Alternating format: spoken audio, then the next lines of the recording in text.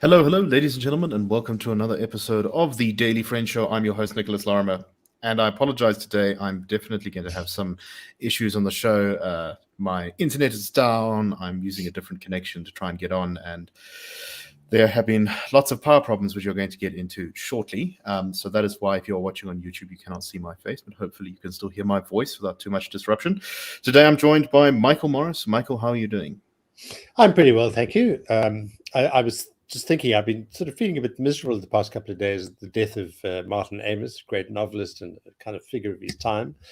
But it feels almost a bit indulgent, really, considering what other people in the country, yourself included, and Terence, I think, too, have been suffering in a much more immediate and sort of material sense with electricity problems, power problems, services just falling apart. But apart from that, I'm well. Very good to have you, and very good that you are well. Yeah, I know. I also don't feel great because I lost my beloved sausage dog over the weekend. Oh, sure. That's always yeah, no, not pleasant at all. We're also joined today by Mr. Terence Corrigan. Terence, how are you? I know you've had a lot of electricity problems over the past couple of days. Yeah, embrace the horror, I suppose. Yeah. Indeed. And we will get to that in a second. And I think this may be actually a form of therapy for all of us. But anyway, let's first get off with a word from our sponsors. We're sponsored again today by Bitvice. Bitvice says, concerned about the poor performance of the South African rand and local investment returns when planning for your retirement? Look no further than bitvice.io, the reputable white glove Bitcoin service designed to provide you with a secure and professional approach to navigating the world of Bitcoin. With a proven track record, Bitcoin offers potential growth opportunities amidst economic uncertainties. At bitvice.io, we prioritize your security and empower you with self-custody, ensuring complete control and protection of your Bitcoin holdings. Discover the benefits of self-custody and secure your financial future with bitvice.io. Visit their website today. There will be a link to that in the show notes. So let's get started with the stories of today. And I think let's start off a bit with Eskom. Let's kind of just do a little bit of a review of where we're at with Eskom. So one of the big causes of load shedding right now is the big new fancy coal power station, Kusile, which was supposed to, I believe when it was opened, Jacob Zuma gave a speech and he said, there will never, ever, ever be load shedding ever again. Well, that would have been nice, wouldn't it? It's been damaged for months now. In October of last year, a flute gas duct failed and 3 units at the power station went offline, which is 3,200 megawatts of power, which is basically 3 whole stages of load shedding by itself, because Kusile is a really big power plant. The electricity minister, Ramakgopa, was there saying that there were temporary repairs of Unit 1, 2, and 3 on track, and these could be completed by December. He said, quote, we are on track to deliver on that promise. If we get these 3 units back, I think we'd have made a significant advances in the resolution of load shedding. So we are on track. The civil work is done. We are confident about our ability and the ability of management to deliver, and we will update as we move from one stage to another. However, there's still 1,500 tons of slurry in the chimney that have to be removed for a detailed assessment of the structural integrity to be made and for a cost to be put on the repair work that needs to be done there. So the minister is talking it up a bit, but that really seems like things are a little bit behind schedule there. At the same time, the Karpowerships are once again in the news. Gwede Mantashe has basically said that damn everyone, damn the environmentalists, damn the naysayers, we're going full steam ahead on the Karpowerships and they can take us to court if they want to, which I'm sure they will. However, while the current Karpowerships power deal is looking at 20 years of being tied to these things, the Minister of Electricity has given a slightly different view from Mantashe, saying that maybe we should only sign a deal for 5 years. Now, I don't know if that's economically feasible for the company, but considering some of the corruption cost concerns, I think that there's definitely an argument to be made for that. Corruption. And at this, surely not. And at the same time, and we will get into this the electricity infrastructure in municipalities across the country is in a very bad state. So, Michael, let me start with you. What's your take on where we're currently at with the Eskom power crisis? I mean, the news is just crammed with so many things to do with it. It's really difficult to know where to begin, in a sense. As we were chatting before the show began, my first sort of thoughts about the inspection at Kusile and the minister's remarks about the work that's now underway there, and that hopefully is going to be significant in at least lightening the load shedding burden. The first thought is, the intro of the story, Sunday Times Live or Times Live story, about 1,500 tons of slurry in the chimney at Kusile power station has to be removed before detailed assessment of the structural integrity can be made. Now, this crisis arose in October last year, and I just have a sense that 1,500 tons of slurry still in the chimney after all this time. It just seems there's not this sense of urgency that the situation demands. How can the minister promise that a deadline for this stuff if the repair assessment hasn't been even done? It just seems extraordinary. One appreciates it. It's these are massive things, and the sort of engineering challenges are probably immense, probably very unstable, maybe dangerous to work inside there. But still, you'd imagine people would be working day and night to solve this thing and bring back 3,200 megawatts. So that's a kind of first thought. Certainly, Ramakgopa ought to be applauded for having whatever it takes, not really a lot, but still something, to stand up and say, well, Fikile and Mbulula was wrong about the unlikely to be load shedding, or not going to be load shedding by the end of the year. He's now contradicted that and said, this unfortunately is, it'd be irresponsible, as he says, for me to declare by decree that there will be no stage 8. That's big of him. So we're stuck in this awful situation where we're not really sure if the right degree of urgency and dispatch is being applied to what is clearly a national crisis, getting worse by the day. I mean, here in the Western Cape, we're a great deal better off. But Terence, you must share your particular experience in the past couple of days of days without power. It's astonishing. Yeah, on that point, I mean, all over Johannesburg in particular, but this sort of Johannesburg seems to be following the trend of smaller municipalities where it doesn't really matter actually if Eskom is giving you power or not, because the municipal infrastructure is so completely shot. There's a story in the news today about Honeydew in Roodepoort, where apparently there's a section of houses that's been off since last week, Monday, a week without electricity. And this is not the first time they've had they've had long outages, or this is the longest one they've had. Residents saying that as soon as the power goes down from load shedding, there's an enormous amount of vandalism. Things are stolen. The teams often make faulty repairs. Our boss, John Endress, had a repair done to his area where they were without power, I think for 4 days or something, or 3 days. And when the repair was done, the voltage was wrong and it destroyed a whole bunch of people's electrical equipment. City Power seems to have completely shut down their responsiveness. I know from councillors who I know from back when I was a councillor in Johannesburg say that essentially they just no longer pick up the phone, even when the ward councillors call them to ask them what's going on, or for updates, or for what's being done to solve various problems. City Power say that they're completely overwhelmed. They said the mini substations are vandalized constantly.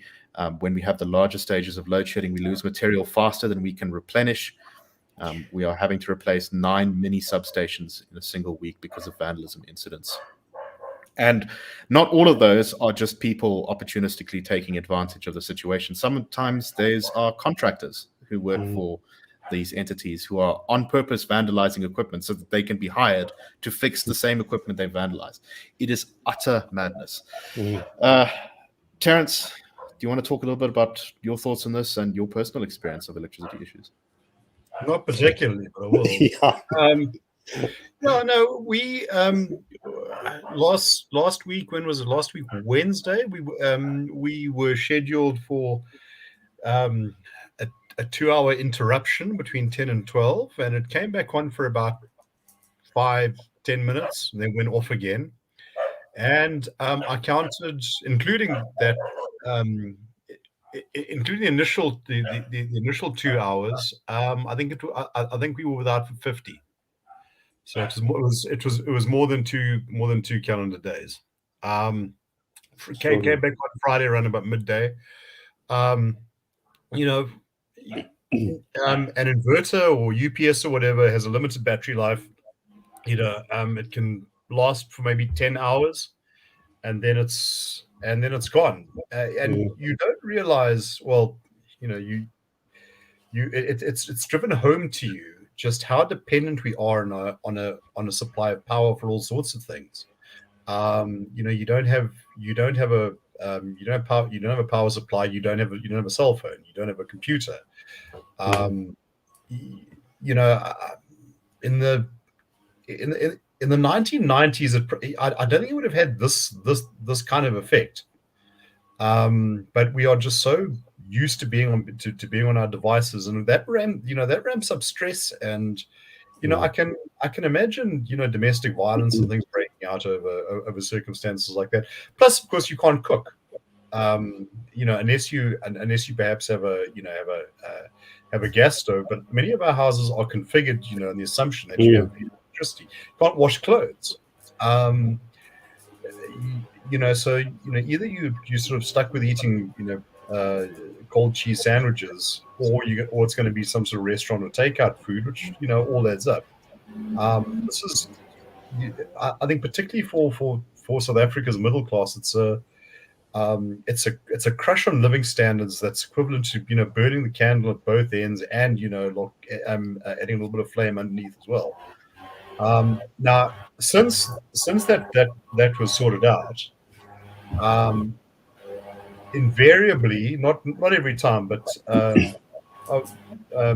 certainly during waking hours, when we've had these sort of short 2 and 4 short interruptions, power will come back on, then about 5 or 6 minutes later it'll go off again for another hour.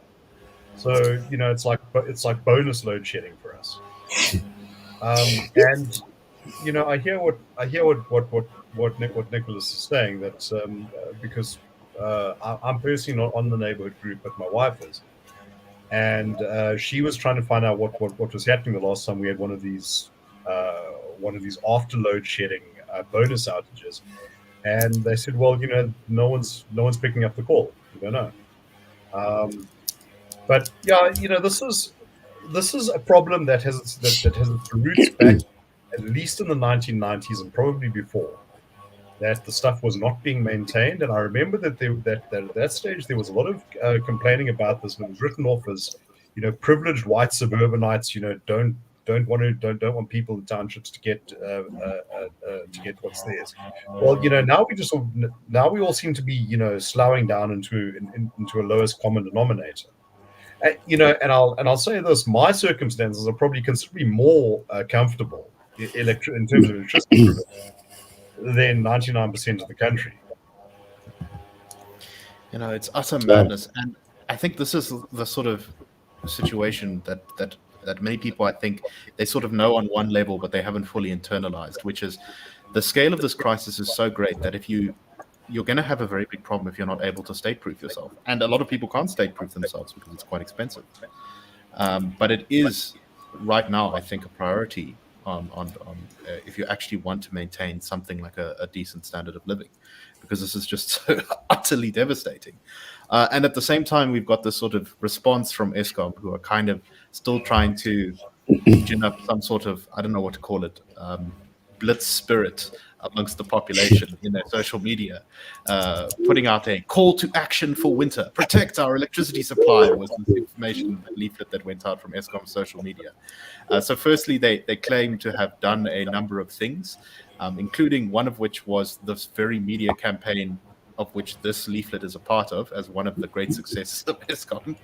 And then they say, and here's what you can do: only use the electricity you need, switch off what is not needed, protect the electricity infrastructure in your area, stop the Isanyoka, those are electricity thieves, pay and be legal, and delay charging inverters to prevent tripping the grid.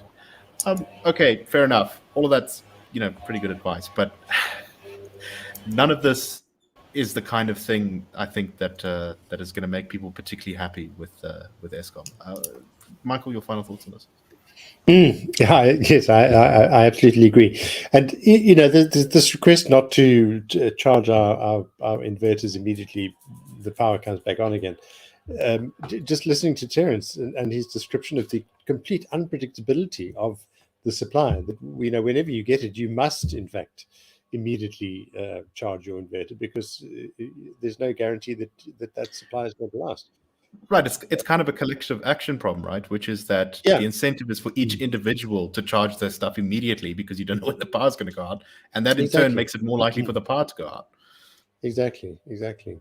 And it's quite odd for me. Obviously, we have load shedding, but if it says load shedding is going to be from 2 until 4:30, it's 2 until perhaps 4:10, and then it comes back on again. I've never had any doubt that the electricity comes back on. I had a silly thing at the weekend, or on Friday, I think it was, with my prepaid meter, which is fairly new. We've got it quite recently. And I'd let it run out foolishly, and you can imagine the family wasn't especially impressed. But I assured everybody that there was a battery in the thing. We could get in touch with the city network, and we'd be back in business soon enough. And it just wasn't working. I was doing something wrong. And so I immediately phoned the city. I had to wait maybe 2 minutes to get the right sort of pathway through the. You select the options and so on, and this person came on the line. It was probably about 8 o'clock in the evening, and she asked a few questions, and while she was talking, she said, "I've logged your issue. You'll get an SMS quite shortly with a reference number." I duly did. Perhaps 3-4 minutes after that, I was told that this issue had been registered, and perhaps another 2-3 minutes thereafter it had been assigned. And then I was told that depending on the busyness of the team that was traveling around the city, or the teams, it would be seen to within 1 and 6 hours. So I had a very definite sort of promise, and sure enough, within maybe 3/4 of an hour, I had a call from a chap to say he was from the city, he was in Claremont, was I at home, could he come round? And 10 minutes later, he was at the door and showed me immediately what I'd done wrong, and I had power again. So, it does actually. It's possible for these things to work, and Cape Town hopefully is a kind of exemplar.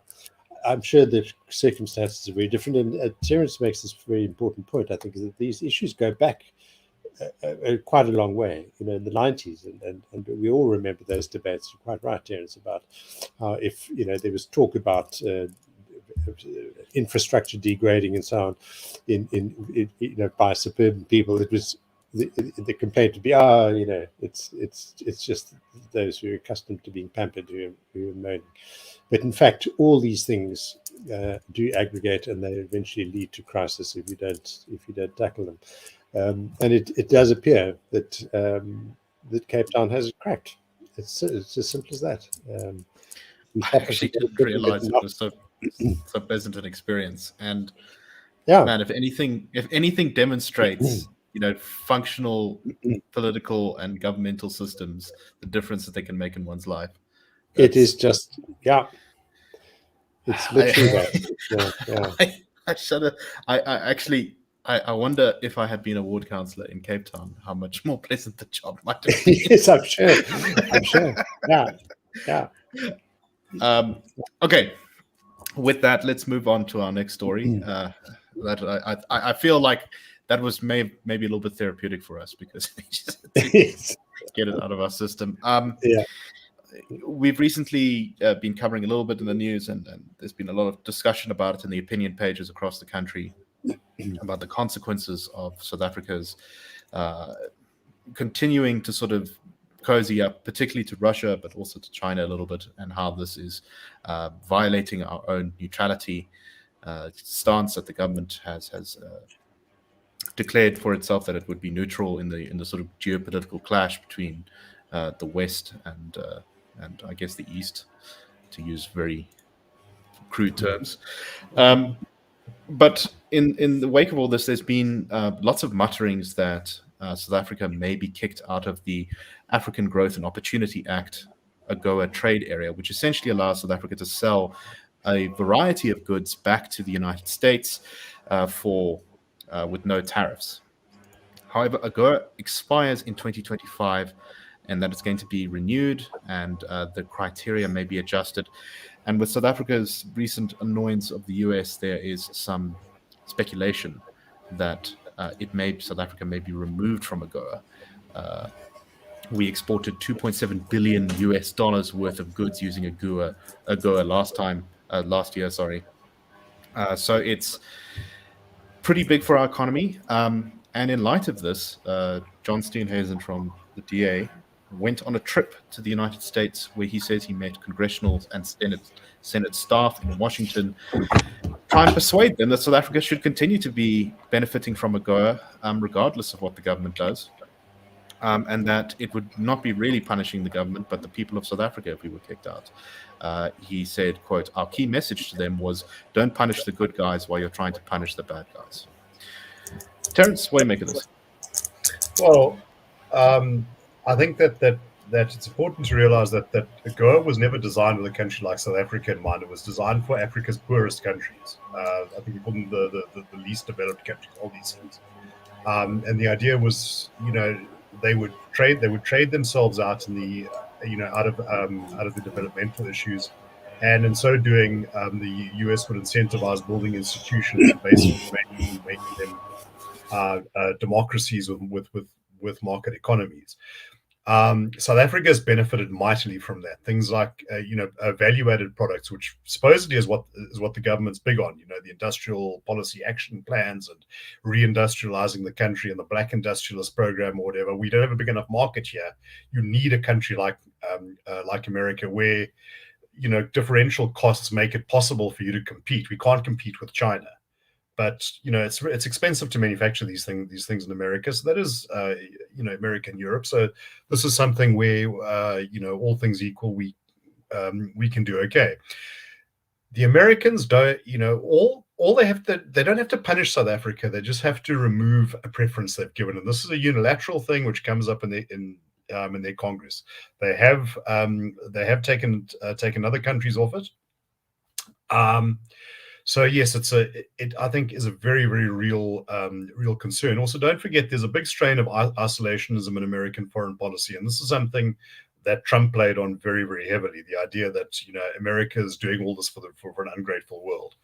I was once told that there was a survey done in America that showed something like half the population reckon that more than half of their national budget went to foreign aid, where it was actually like about 3% or something like that. But that's I think it's less than 1%. Yeah, and it's something that can play quite well with with people in the Rust Belt, who've seen their jobs vanish.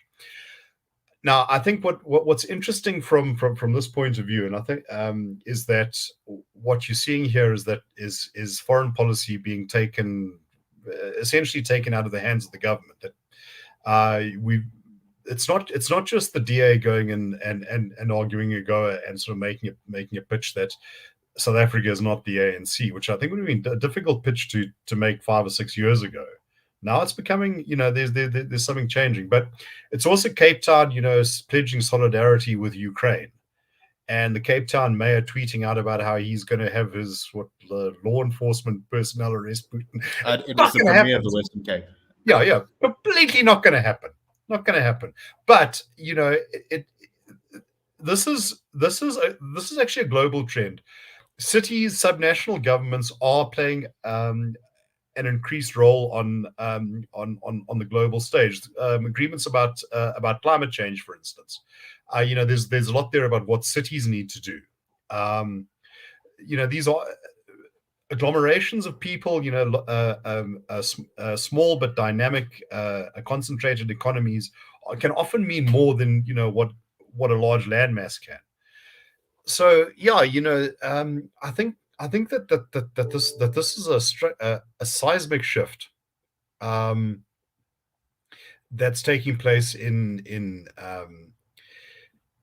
South Africa's politics and government. And I think it's going to be very, very intriguing to see how this plays out in future.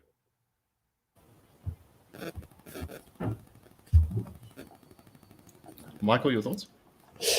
Indeed. I absolutely agree with Terence. And in fact, his point about subnational regions and cities and economic zones exerting a great deal of influence beyond their geographical extent is kind of borne out in the story I'm looking at now about Steenhuisen going to address the Americans on this, but also the fact that Alan Winde, the Western Cape Premier, is going to be doing the same.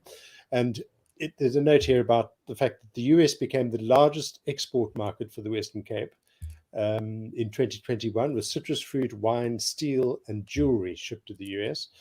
That year, goods worth 17 billion were exported to the US, and American companies invested 4.4 billion in the province. So, the Western Cape has a lot riding on there being an easy, sensible, sane relationship with a major trading partner, and they've determined, obviously, to shore that up, which is a very good thing. And the second point I think worth underscoring is Terence's point about the fact that it is now possible to make a case for South Africa that kind of excludes the ANC. So, deal with the ANC in this way, but don't forget there's a greater country, which is not necessarily the same thing as the ANC, certainly not the same thing as the ANC anymore.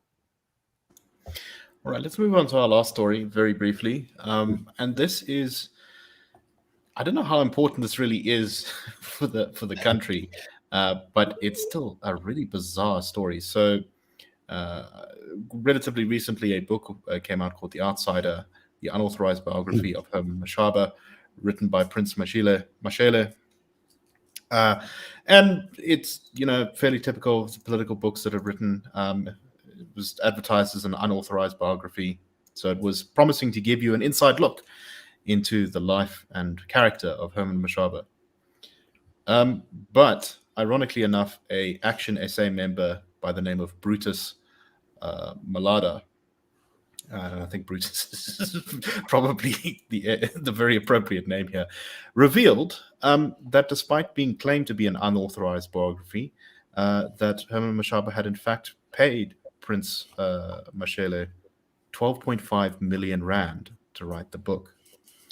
Now, Mashele had claimed in television interviews with JJ Tabane that he funds all of his books and that none of this was true. However, he has since admitted that, in fact, he was under no legal obligation to disclose this, that this was totally fine and nothing to see here.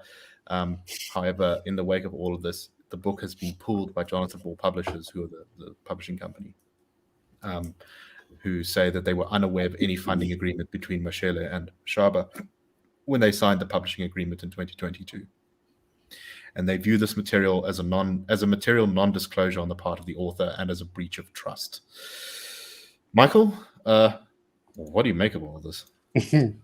A most extraordinary story on various levels. The sums involved for a start are quite astonishing, I think, for the literary scene. It's just unheard of to have those sorts of figures being thrown around.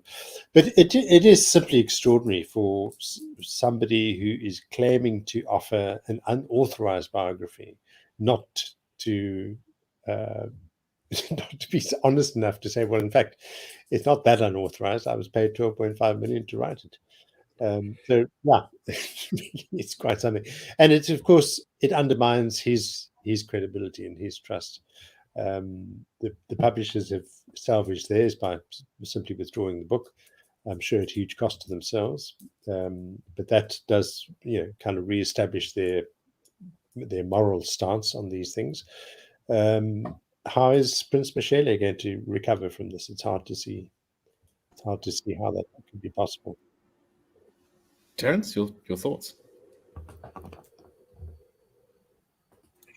Well, yeah. Look, I think that look, I think Herman Mashaba sort of walks away from this, maybe looking a bit foolish, and this is a guy with a very big ego that matched it with a very big check. But Prince Michele was lending his not inconsiderable scholastic and weight as a public intellectual to this project, and if this carries the odor of pay for play, yeah, I think he walks away with a very, very tarnished reputation. I think it's tragic, because I think he's a guy that has a lot of very intelligent things to say, and I would hate for his contribution to be fatally undermined with this. Also remember, he's been very, in many ways, very critical of the ANC. And I think he sort of handed his tract as a wonderful weapon now, that, oh, well, you know where this guy comes from. Of course, he's a mercenary, Mpimpy, whatever. It's not a great space for him to be in. There's also the question then of what happens with the money he was paid, and whether there's going to be demands for it to be returned. It's a lot of Tom to have to cop up. And I really don't know the answer there. Yeah, he does claim that he spent the money on research. He didn't just pocket it all. But that's a very expensive research project. It's a heck of a lot of research. Yeah, they have an entire university researching this. Yeah. It's a lifetime project. Yeah. But yeah, anyway, it's I guess this is a lesson more for us as political commentators in some ways than it is for the general public, which is be a careful guardian of your reputation, and put your biases up front. And on that note, I'll just say we're classical liberals. We work for the Institute of Race Relations, which the Daily Friend is a part of, and we call it like we see it. Anyway, that's all we have to say today on this. Go ahead, Mike. I would just find one last thing. Fred Kamalo has this marvelous final paragraph in his piece in City Press about this, where he says the two writers have set a marvelous precedent for future collaborations between people who want books written about them and the authors capable and willing to deliver those. It's a great market to be an author at the moment, apparently. Get out your checkbook. Yeah. With that, thank you very much, and have a great day, everyone. We'll see you tomorrow. Cheers.